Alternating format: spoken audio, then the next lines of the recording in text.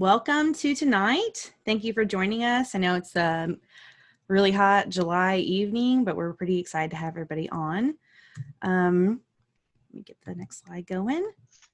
So tonight we're talking about credit scores or credit secrets revealed. So we're going to talk about credit scores and histories and reports. We're going to talk about the whole gamut.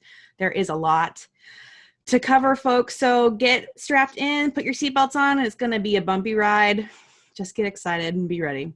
So we're going to do introductions real quick. My name is Sasha Grobinstetter. I am a consumer economics educator with the University of Illinois Extension, and I am housed up in Grundy, Kankakee, and Will County. So that's where you can find me. Kathy, would you like to go next? Hi, I'm Kathy Sweedler. I am also a consumer economics educator with University of Illinois Extension, but I work out of the counties Champaign, Ford, Iroquois, and Vermilion, so kind of East Central. And I'm Kamaya Wallace-Bichard, and I'm located in Bloomington. I work out of McLean, Livingston, and Woodford County. I have the same title as Sasha and Kathy. We're so excited to have you all on. And I saw somebody that said they missed our faces last week. So yay, we're happy to have you on this week as we're off for the 4th of July holiday. So welcome. This is a great topic that we love to teach. So we hope we have a lot of engagement tonight.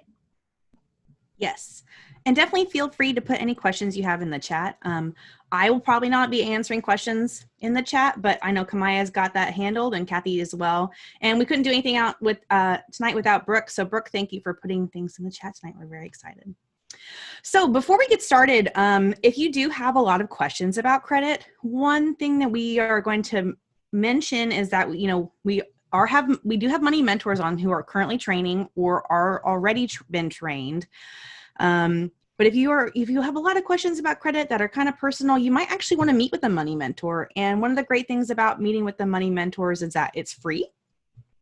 So I know that Brooke probably just posted those in the chat. Our money mentors in my county, so Grundy, Kankakee, and Will, we're just getting started. But if you want to get on the list, just send me an email or send an application to either Kamaya or Kathy, and we'll get it over to me. So looking forward to helping anyone who does have, you know, some questions about credit. So these are our learning objectives for this evening. So you're going to learn how to check your credit report for free. Woohoo, that's exciting. And there's other great news I can share later on. We're going to talk about the components of a credit score. And then we're going to talk about how to manage, improve your credit reports and scores. So I know that's probably why a lot of people might be on tonight. So I'm really excited and looking forward to that. Okay, so if you wouldn't mind in the chat, when was the last time that you checked your credit report? Not your score, don't care about your score. Well, we do care about scores, but I wanna know. I actually just checked mine 2 days ago. I got last year, 6 months ago, a couple weeks ago, March, last summer, more than 5 years ago, never. Okay, great, these are great questions. Thank you for putting Alana in the chat. We love participation. So it's great to know, just to get a little question to get us started tonight. So for one of the first things we wanted to talk about is that there are 3 major credit bureaus in the United States. Those are Experian, TransUnion, and Equifax. These are the 3, they collect financial information about us, and that reflects on how we manage our money as well as our credit. And one thing to note is that these are competitive businesses against each other. So just think of like Coke versus Pepsi or something like that. They don't share information, so you could actually have different information on each report. So it's something to be highly aware of. And this information changes all the time. It really depends on when let's say you have a loan, and that's when the loan always reports on the 1st of the month. Well, you might have a credit card that reports on the 5th of the month. All this information is constantly changing all the time. So it's something to know as well. But once this information is collected, the companies put together that credit score that everyone is so excited about. And that represents your credit worthiness. And we'll talk about credit scores here in a little while. Just know that their credit reports and scores are 2 entirely different things.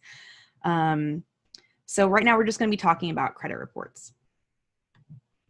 So your credit report actually impacts a lot of things. Lenders evaluate your credit report or your score to determine if they should give you credit.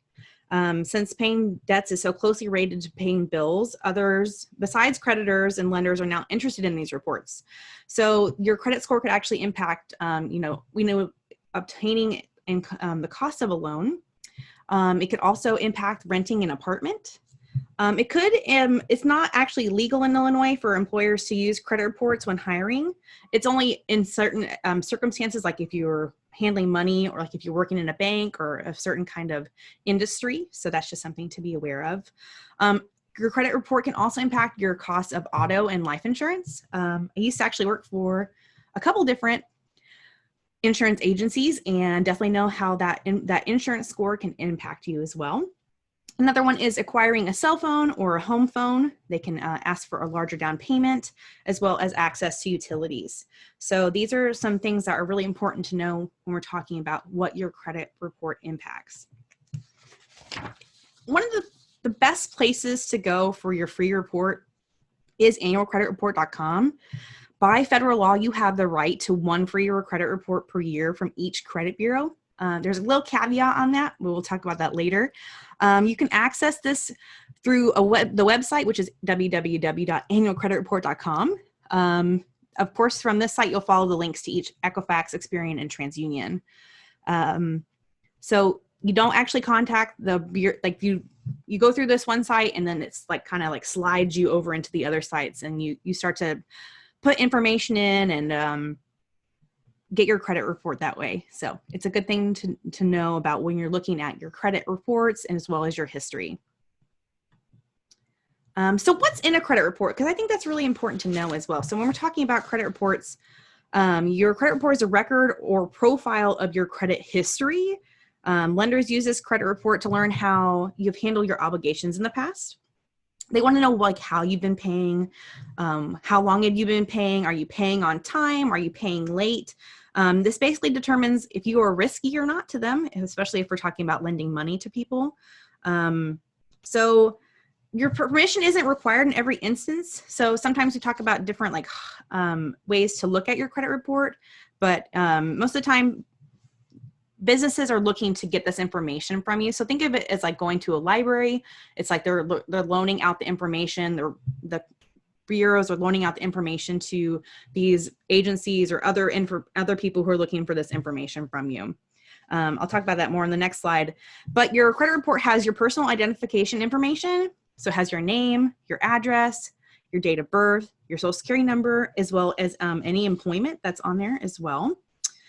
There's also any kind of collection agency account information, bankruptcy as well, which we'll talk about more in a second, which is the public record information. But the collection agency account information is there. So like if you had a Visa card or a MasterCard, that's where that would show up, and it would show, paid or not paid, those kind of things.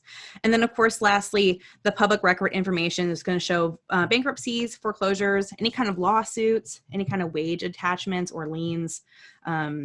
Those are also going to be on there as well. Of course, for each of these records, there's included for the personal records, there's going to be the type of record, the status, the date, filed, reported, how it was filed, closing, release date, all that, court with jurisdiction, all that stuff that goes along with that public record information. So really good thing to know about when we're talking about what's actually in the report. Now, when we're looking at the information that's actually on there, your credit account information and has your different account information as well as different companies that requested the information from you. So again, we have that personal identification information like we talked about, that collection agency information, the public records, but then has those credit accounts and usage. So we'll show normally, what we're talking about is the paid, if it's paid in every month on time, if it's paid 30 days late, 60 days late, 90 days late, 180 days late, those kind of things. You definitely want it to have, that good green boxes lit up on those to make sure that you're paying on time. And every time you do pay late, it does show up. So whether it's 30 days late or 60 days, whatever it is, it's going to show up. So just know that information does come up. There are also, because of course, companies want to know what your credit report looks like. There might be, you might get offers in the mail from different credit cards. Those are people who are just looking at, are you a good person to lend our credit card to? So those are what we call soft inquiries. A hard inquiry is when you actually sign for it. You must legally sign for that. So things like an auto loan, a home mortgage, when you sign for the credit card, whether it's online or in paper, that's going to be your electronic signature to actually request that report for them. And then of course, student loans stay on your are another piece of that credit report. And you should know that if you default on your student loans, that can stay on your report indefinitely. And it's a little scary, but that's something you should know about. On the other flip side, most negative information only stays on your account for 7 years, except for bankruptcy, which can stay on there for 10. So that's just another thing to know about. Some things that aren't in your credit report are things like your race, color, religion, your national origin, your sex, and marital status. It doesn't show any of that information on there. So some good things to know. So I feel like I've talked a lot already about credit, but we're just going to dive into credit scores and transition to that. Credit scores, it's a number that summarizes your credit risk. So like in this example here, you can see that this is a credit score of 811. Like that's excellent. Woohoo, he's on the green. But basically it's a snapshot of your credit report at a specific time.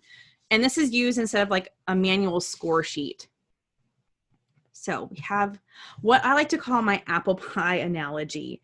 So this can be used in any instance. So if apple pies don't really sound yummy to you, you can think about like 7-layer dip or tres leche cake or anything that, kind of requires a lot of time and effort to put into. Like I was talking to Kathy and Kamaya about my mom used to make this amazing Italian spaghetti sauce.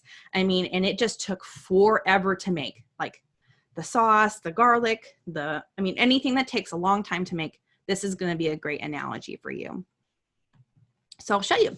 So when we talk about like what actually is a credit score, I want you to think of it as a beautiful pie at the very end. So you can see that there's plus signs and then there's an equal sign. So that score is the very end product of all the other hard work and labor that you put into doing this pie.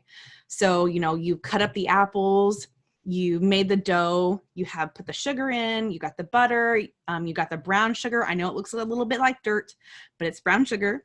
And then you put all that in the oven and you cook it for so long. And then it comes out in this beautiful pie with lattice work on it. It's just gorgeous. So the reason I tell you that is because everything that goes into your pie is so important. Yes, people fixate on the number.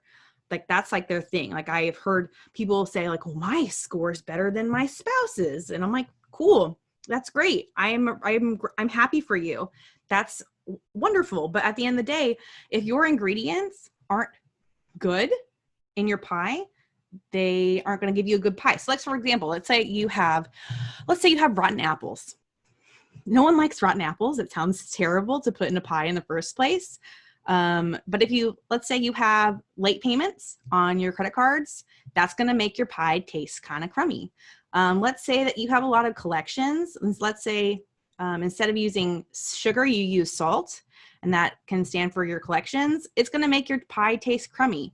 So while yes, the pie is beautiful and everyone wants to know, again, what that number is, I want you to really focus on what are the things in my report that can impact and make my pie either delicious or disgusting. So just my little analogy. One day I'm going to trademark it, I promise. So we're going to do our very first poll. So we just kind of want to gauge some information here. Kathy, if you wouldn't mind launching the first poll, we want to know, what is the largest contributing factor to your FICO score? And of course, your votes are anonymous. So there's a bunch of you on. So we're going to wait till we get kind of close to, 85, 90% and see. Right now, payment history is in the lead.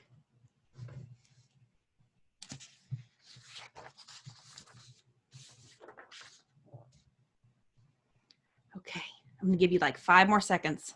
5, 4, 3, 2, 1. Kathy, if you wouldn't mind ending that poll for me, please. Thank you.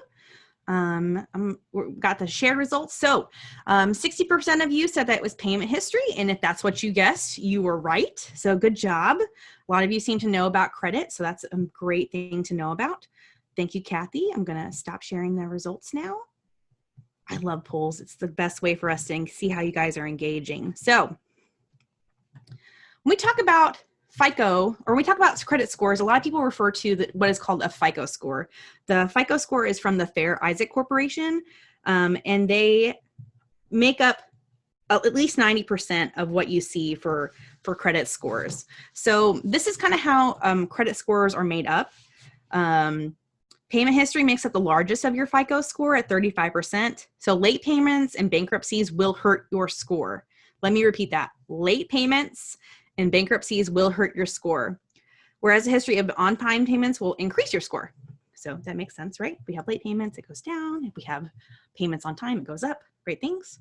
Of course, the total amount you owe on your accounts is the next one, the next largest. So when we look at those payment history and the amounts owed, that's 65% of this credit score that is being made up. So how much of your available credit are you using influences your score. So let me give you an example. Let's say you have a credit card of $1,000 and you have utilized $999. That shows people that you are actually kind of risky. So bringing that number down can actually really help. So if you look at your overall, how much credit you have versus how much you're using, which is also called your credit utilization ratio, which we're not talking about tonight, but if you'd like to know more, please let us know. But we would definitely want you to know that having less is better. So, of course, your credit score will go down as you use more of that credit. So again, if you're at $999, you're going to be using up a lot of that. But if you bring that back down, it's going to bring that score up. It's a little inverse. So, of course, there's other small factors that influence your that hit your FICO score, like length of credit history. A lot of people always ask me about, like, should I cancel this credit card? Should I do X, Y, or Z, which we'll talk about more in a minute. But length of credit history is only 15%, whereas new credit and credit mix are 10%. So when we talk about credit mix, we're talking about, having a mortgage or a credit card or a student loan. Those are what we talk about when we're talking about credit mix. So, of course, one thing you should know is canceling a credit card that you've had for a while. It's going to lower your credit score because it shortens the length of your credit history. So it's something you really have to think about, especially if you've had a credit card for a really long time. And it might change your debt utilization ratio, like that we talked about with the $999. And so we'll talk about a few other things in some credit myths. Another thing that you should know about is that not all scores are used the same, and different companies produce different scores. But the FICO score is typically what's used by most lenders, again, 90%. And there's different algorithms for FICO. And actually most mortgage lenders that I know actually use in Illinois use FICO 4.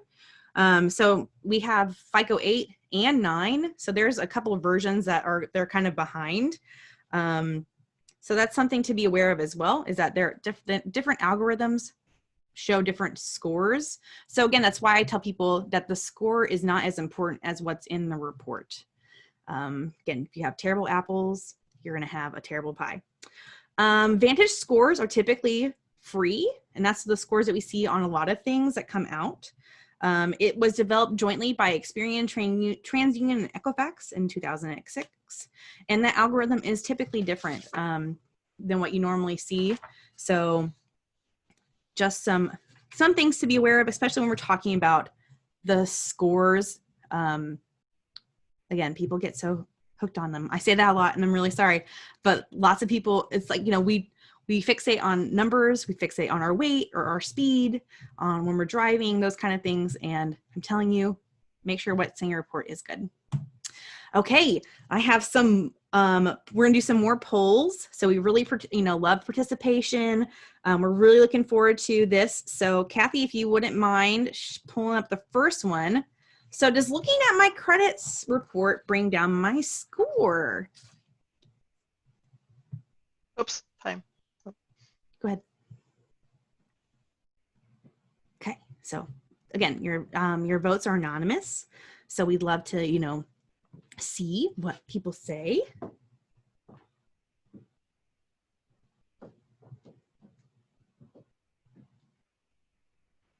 Looks like there's a race between false and it depends. It's like a horse race. Okay, we're gonna give you like 5 more seconds. Get your votes in. Kathy, if you wouldn't mind ending that poll and sharing those results. So it is false, and that is actually the correct answer. Looking at your credit score does not bring your, or report does not bring your score down. It will never do that. That's just one of the things that's really nice about being able to look at your credit online. So the next one, Kathy, if you wouldn't mind. We have closing a credit card I already have increases my score. Ooh, now we have a bigger race. I love these things. Oh, I love the feedback. There's more answers this time. That's great. I'll give you guys about 5 more seconds.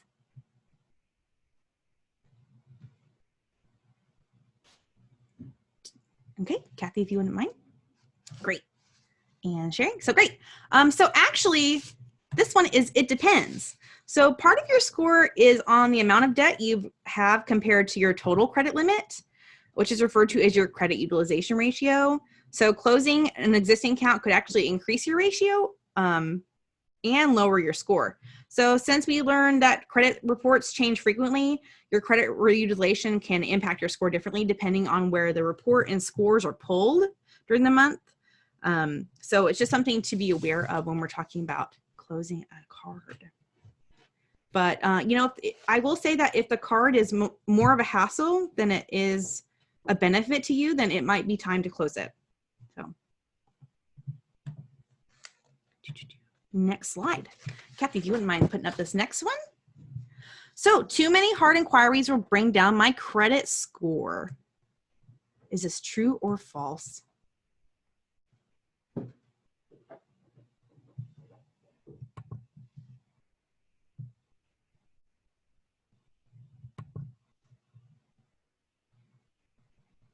Okay, I'll give you about 5 more seconds. I love these things. I'm gonna stop saying that, but I do. Okay, and the answer is true, yes. So actually too many hard inquiries will bring down your score. So if you have a lot of inquiries, you know, built up over several months, it can bring your score down. One thing I do want to say about this very small, it's not a small caveat, but something to think about is when you're shopping for loans, and we talked about this in week 3 when we talked about borrowing, is that, you know, you definitely want to start looking in the time frame. So let's say you're shopping for a new vehicle and you're looking for an auto loan. You want to try to get that within like a 1 to 2 week window and make sure that you keep those inquiries pretty close. So thank you, Kathy, for doing that one. And if you wouldn't mind putting up the next one. Carrying a balance is good for your credit score. Do you guys think it's like true, false, or it depends?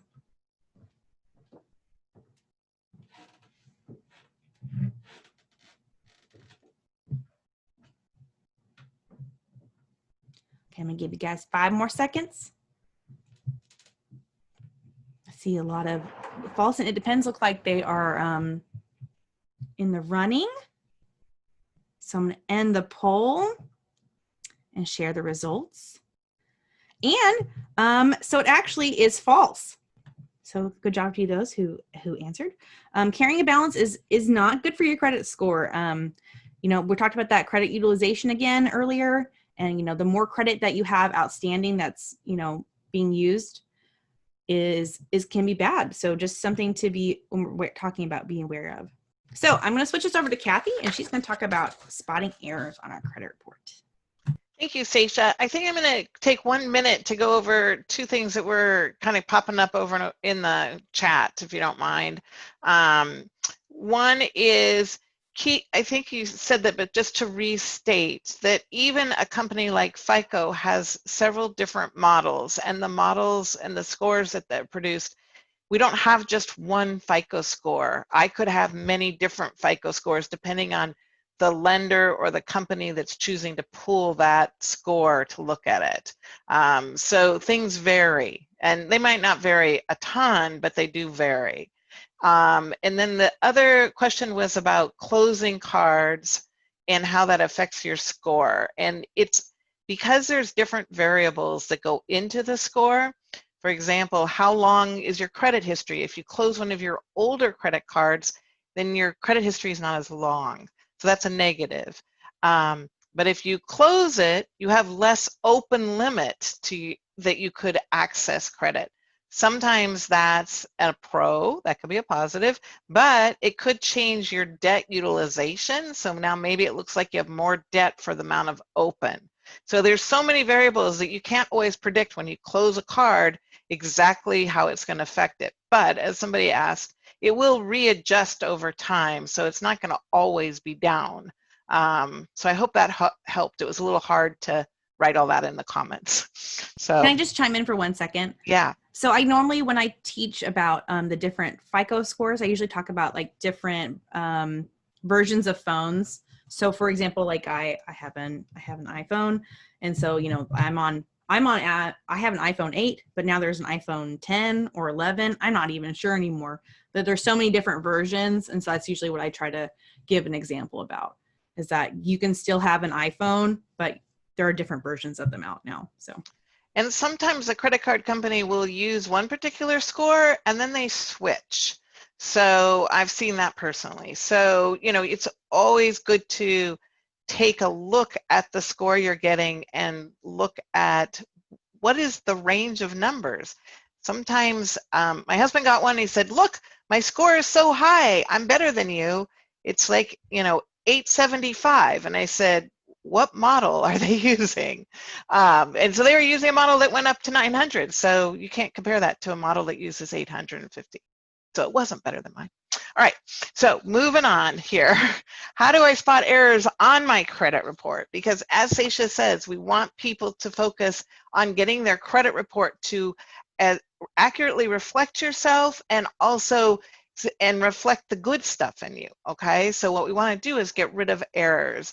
And most people, when they check their report, especially the first time, will find errors on their report. So there's no advantage to that. You want to get that cleaned up. And so, Seisha, next slide, please.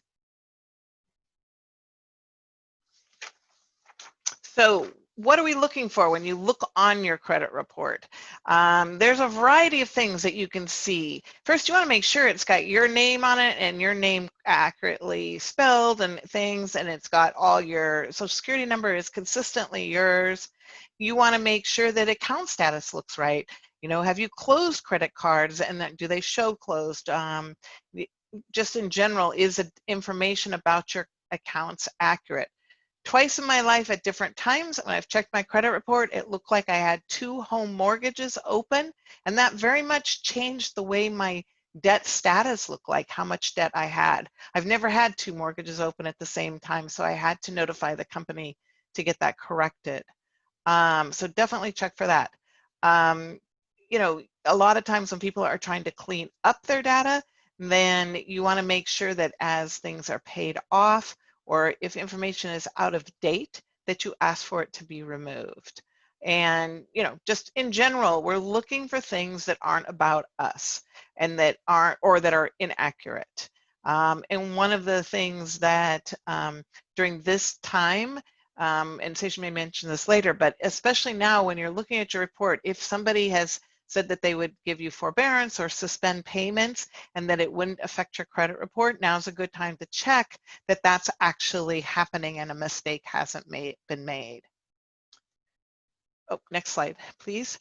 So if you find mistakes, there's a protocol for correcting the information.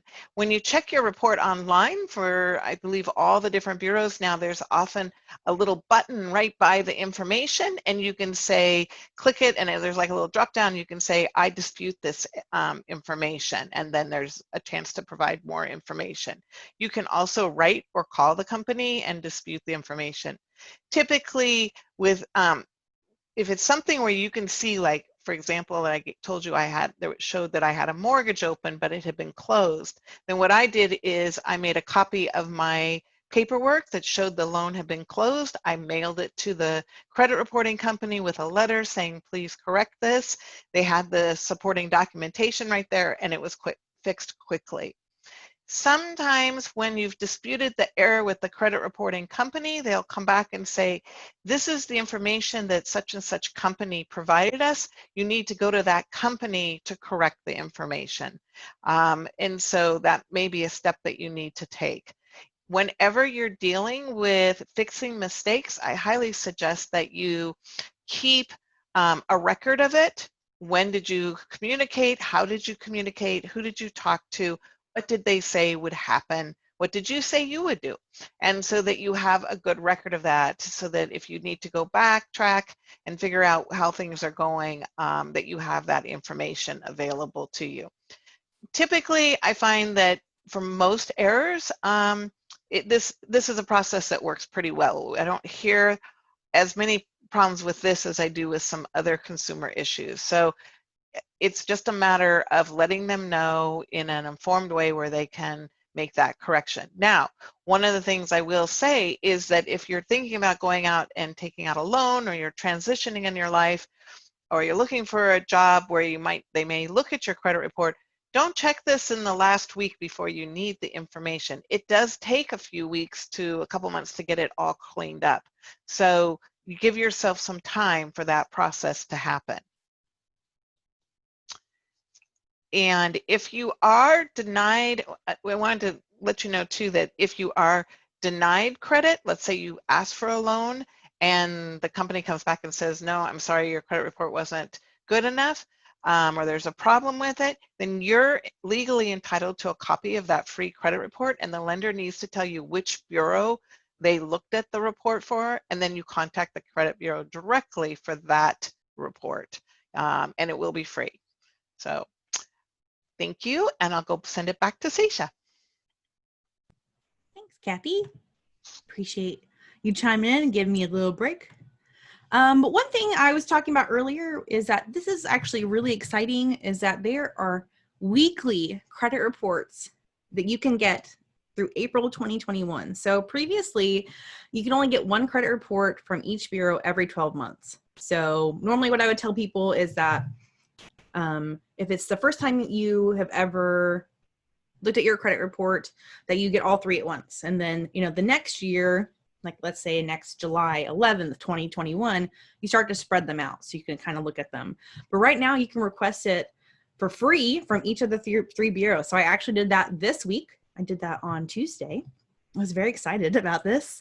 So if you are struggling with credit, or if this is something that you're looking to make you're making positive changes, you really want that score to be a beautiful pie, this is a really great tool to take advantage of, especially while it's free.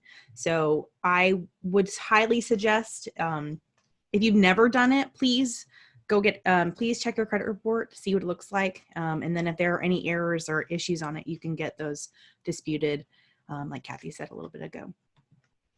Another thing is that identity theft is real. And identity theft happens when someone uses your name, your social security number, your bank account, or your credit card number for financial gain. And again, that's why we usually tell people to check them at least once a year. And it's important to check it so if there are any kind of attempts to steal your identity. Another great thing a couple years ago is that, I think it was last year actually, that you can now freeze your credit report for free. They are all free. There's no fee for it. There used to be a small fee if you wanted to freeze your credit. And then another thing is that if you think that you have been a victim of fraud or identity theft, that you can, hold on one second. Sorry about that. I was like, I have to sneeze. You can actually get it. It used to be, so let's say you had a credit report and you thought something had happened, right? You thought I have an identity theft issue going on. It used to be like 30 days, but now you can actually extend it to, I think, 90 days or 180 days. I know Kathy or Kamaya could probably chime in the chat.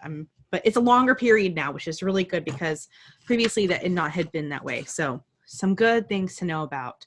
And, you know, I want to just like quickly just shout out is that familial fraud, so fraud within families actually happens more often than you think. So it is good to also check your children's credit and make sure that no one is using their social security number. Does happen. Okay, so I'm excited because we're getting closer to the end, but you know, this is probably a lot of people have questions about ways to fix their credit. So that's what we're going to kind of tackle next. I'm looking to talk about some of these. So these are kind of like the top 5 things that you should do if you want to increase your credit score. So paying your bills on time. That, again, earlier we saw with the FICO score that, you know, your payment history is one of the larger pieces of it. So we really want you to pay your bills on time. That's a great way. Just keep paying them on time. Even if it's the minimum payment, just make sure that you pay them on time. Another one is keeping those balances low on your credit cards and other kind of revolving debt. We talked about the credit utilization ratio a little bit, but making sure that, you know, you're not charging up to that $999 like I talked about earlier. You know, you want to keep that balance low, maybe $300 or $400. Just make sure that you keep it down. Another thing is paying off debt rather than moving it around. I know a lot of credit cards out there right now have this opportunity for 0% financing for so many months. And while that can be really helpful and useful for those who may be struggling, just paying off the debt rather than moving it around is another way to increase that score.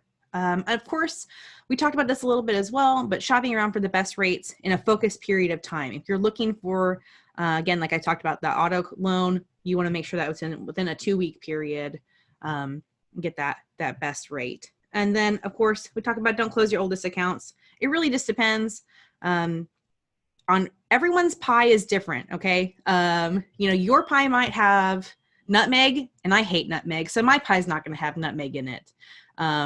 So all of ours are going to look different. So it really depends on what the makeup of your history looks like. Okay. Another way of building or reestablishing credit history is actually by having a secured credit card. A secured credit card is kind of what it sounds like. You want this to help. It's secured by a deposit that is usually the collateral. So for example, let's say you have a deposit of $500 in this example, then your credit limit is only $500. There's usually interest paid on your deposit, and there's usually an annual fee as well for this card. But let's say you didn't pay this card off, they would just take your deposit and then close out your account. So this is a great card to help rebuild or establish your credit history. Of course, all secured credit cards are not the same, and you need to ask, if you have questions about it, you know, ask somebody. We have money mentors who are available. Of course, you definitely want to read the credit card agreement if you don't understand. I know there's a lot of jargon on there. But some questions you might want to ask yourself are, what's the interest rate will be charged on revolving balances? So let's say you can't pay your balance off today. When the payment's due, maybe what's the interest rate? What fees may be charged and for how much? What's the grace period? So what's the number of days you have to pay your bill before the interest charges begin? And then of course, make sure the credit card agreement does not require any other expenditure from you, such as setting up fees or purchasing of an insurance policy. There's lots of local credit unions and banks. They have these secured credit cards that you can check out online. And then of course, bankrate.com or even NerdWallet has a great list of financial institutions offering secured credit cards. So another good way to kind of reestablish or build credit history. Another way is with a secured personal loan, or they're also called this a credit builder loan. So let's say you get a small loan for like $1,000, and then you just start paying that right back. You secure that loan with your savings, and then you just start to build that credit history. There is a link in the chat, so if you have more questions about a secured loan, but again, it kind of works like the secured credit card, except it's a different type of credit mix that we kind of discussed earlier. I know I'm throwing lots of things at you. Please ask questions in the chat. If you don't understand something I'm saying, I know Kathy and Kamaya are going to stand by for questions, and then, I'm going to hop on. I'll be on afterwards to answer questions as well. So another thing we just want to make you aware of is that there are costs of avoiding credit. So this is a phrase I say, and I say a lot to my classes, is that if you want to play the credit game, you have to play the credit way. And there are some individuals who are credit invisible, so they have no history or credit score. We happen to live in a society where it's impossible for people to get access for opportunities if they can't improve their well-being, if they don't have a credit history, or if they have a poor credit score.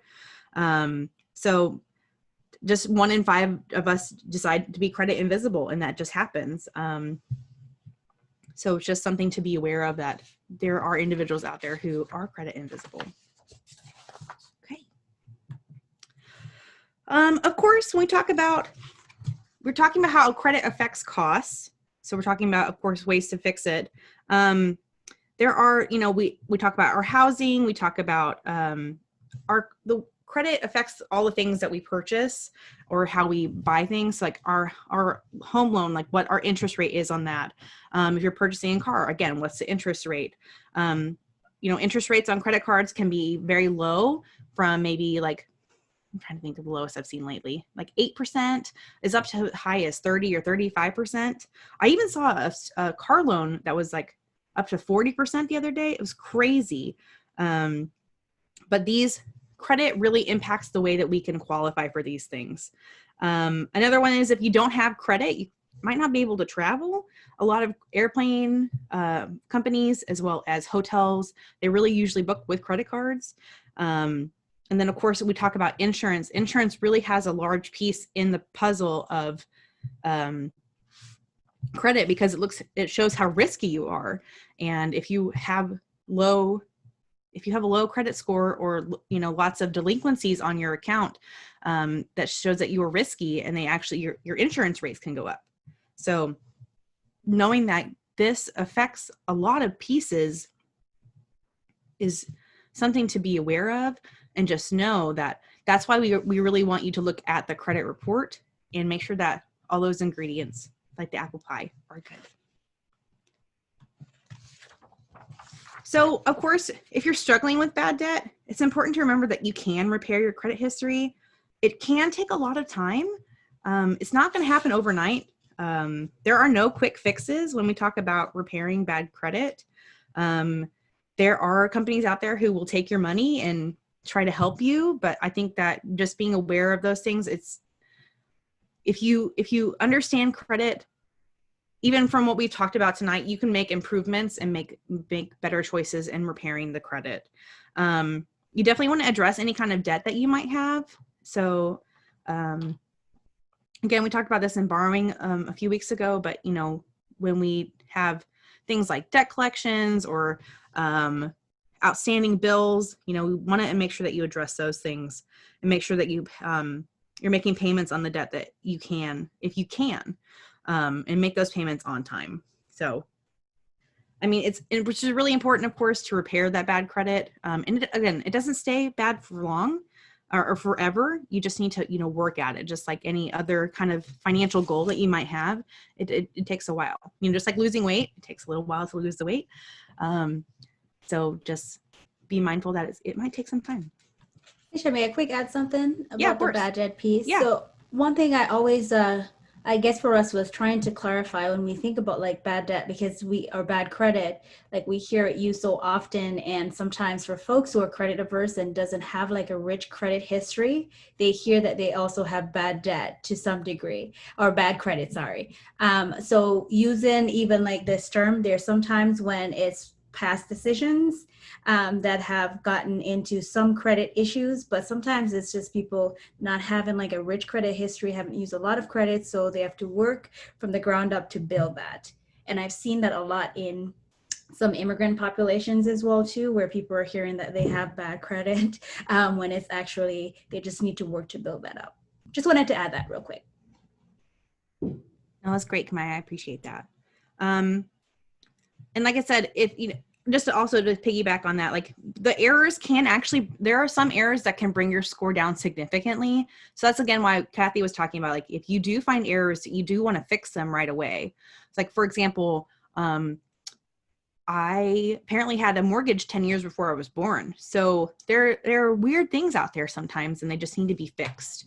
And they can improve your score if you fix them. There's at least 1 in 10 have an error that really can hurt your score. So 1 in 10 of us. So there were close to 90 of us on earlier. So it was really exciting. But to know that, there were 9 of us at least who might have an issue. Okay. So as we're getting close, I probably have a lot of questions. And so I guess that's why I'm flying through this, is that we do have a webinar called Establish Healthy Credit. We have a partner at the university systems, and we do lots of great webinars called Get Savvy, Grow Your Green Stuff. And this webinar is available on YouTube. So I'm pretty sure that Brooke threw that in the chat. But it is, if you are looking to establish healthy credit, or if you want to establish healthy credit for a child or someone else in your life, this might be a good one to watch and get some more information about credit. As we're getting close to the end, we do have, if you are interested in more of our programs, you can check out our website. There in illinoisextension.edu. We have all of our great updates, especially from our COVID-19 stuff, things from blog posts to podcasts and all of that. And while I'm talking about podcasts, you should know that our podcast is on SoundCloud, iTunes, Google Play, or wherever you really find your podcasts. We recently just did one on refinancing. Kathy and I did that, and that was really fun. I think we're still trying to brainstorm what we're doing for this month, but come back in probably about 10 days and you can figure that out and we'll see what it is. But we also want to know what your feedback is. So if you have any feedback about tonight or your experience with Let's Talk Money, please let us know. We really love hearing from you guys, especially, those great comments. If there's crummy ones too, we'd love to hear those as well. We all do that. So if there's any questions, I'm going to now open the chat. And Kathy, I don't know if you want to keep recording. It's really up to you. So let's keep recording as we answer some questions for a while here. Okay. Please keep your mics muted. If you wouldn't mind using the chat, we'd really appreciate it. I also want to remind people that if you ever have questions that you'd rather keep private, you can privately chat one of us, or you can send us an email. We're more than happy to reply by email tomorrow. Sometimes it's just not something that can be fully answered in the chat or explained. So, we're here to help, and that's an opportunity for you too. I know I wrote a lot of answers very quickly, but I hope they were clear. Is there a place on our credit report that I can confirm that there is a credit freeze in place? That's a fantastic question. I actually don't know the answer to that question. Yeah. Kamaya, do you have any insight? No, but once you place the freeze, you should get information to say that the freeze is, but I don't know. There's usually a number. There's usually like a confirmation number that you receive. I will look up that question before we send out the email and try to get an answer for you. Mm-hmm. Somebody asked, if I have a credit card I haven't used, can it hurt my score anyway? I think it depends on what your credit looks like, but I think having, you have that utilization and if you haven't ever used it, then it's never been used. So, I don't think so. I mean, I'm going to say I don't think so, but it really just depends on what your situation looks like. Because again, everyone's pie can be different. Yeah, the only time I could think of would be, sometimes I've had credit cards that are in a drawer somewhere. I haven't used it for years. And honestly, if somebody else started to use it illegally as an identity theft situation, I might not be aware of it. And that could hurt me. That's kind of a stretch, but that was one way I imagined. How does Experian Boost work? Love the commercials, but just wondering how effective it is. That's one I'd have to look up the answer to. I'm not familiar with that. I mean, I think anything that you pay for, I'm assuming that it's a paid for service. That's what I'm going to look up and yeah. Watch for it in the email. I'm not clear. I Thanks, don't know Teresa. the answer. Those good questions. I'm scrolling back to see if we missed any from earlier on that wasn't answered. Yeah, so Joan points out that if you're not using credit cards, the company could cancel it anytime. Well, actually, they can cancel it too if you're using it, and then that would change your credit utilization score. So that's true. That's a good point too. I'm kind of curious. The last time we had a Great Recession, a lot of credit card companies did cancel cards. As far I've heard rumblings that that might be happening, but I don't know directly that that's happening to people yet.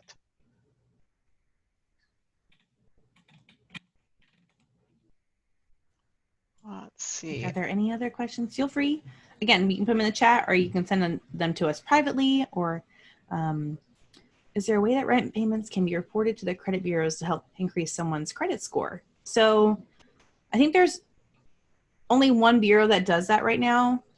And I want to say it's one of the, it's either Experian or Equifax, but the landlord would have to be the person who reports to that credit bureau.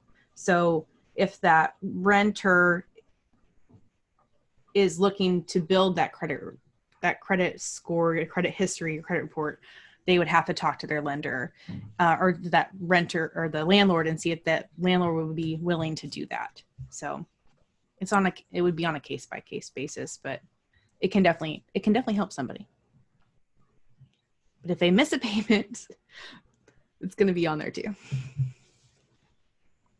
I found a question from earlier. So this one says, does lowering the limit on your credit card lower your scores? That's a question. If so, why? That's a great question. That comes back to all those different variables that come into play. Mm-hmm. Go ahead, Sasha. I'll let you. No, I mean, I was just going to say, you need to do what's best for you. And so there were times in my life when my credit card would bump up my credit limit, and I would feel very uncomfortable with how much it was. So sometimes I'd ask them to bring it back down. It really just depends, again, on the variables. But if you have to do what's best for you at the end of the day. So if it makes you uncomfortable, ask them to lower it. These are the kinds of things that can affect your score, but they're not going to make huge differences typically. And that's why I really ask people to focus on making your payments on time and pay down your debt. Those are the things that will make the biggest difference on your score. And sometimes the rest you kind of have to think about, what is best money management practices for myself and how do I want to manage my money? Mm-hmm. Is it best to use one credit card always or use different ones occasionally? Again, I think it's one of those variable things. I know that you guys are probably tired of us saying that, but everyone's report is different. Again, everyone's apple pie is different. So like at my household, we use a lot of different ones, but at Kathy's household, she may only use one. So it just, again, it depends on what it looks like. So my best guess for you would be to go look at your report and see what it looks like. But there are some credit cards that are better than others when we talk about rewards or anything like that. So thanks for the feedback. Diana asks, if you pay off a loan, does that boost your credit score? And is the interest rate, would it be lower the next time you go apply for another loan? So the good news is that the higher your credit score, the more likely you are to qualify for a lower loan, but there interest rates, but there is no guarantees of that. And paying off a loan is typically a plus. So it's all very likely, but we make no guarantees. All right, I think that I'm going to stop recording, but we can continue taking questions for a bit.